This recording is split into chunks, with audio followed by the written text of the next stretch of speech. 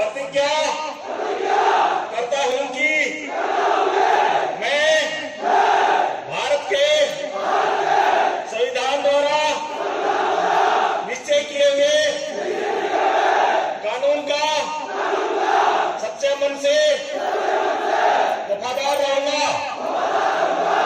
मैं अपने कर्तव्य के अनुसार असम राइफल में ईमानदारी व सच्चे मन से सेवा करूंगा। मुझे जहां कहीं भी थल, जल या वायु के रास्ते भेजा जाएगा, मैं उसी से जाऊंगा। मैं भारत के राष्ट्रपति और अपने से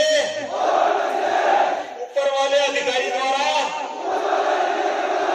दी गई आज्ञाओं का उसी से पालन करूंगा, चाहे मुझे अपना जीवन भी क्यों ना बलिदान करना पड़े।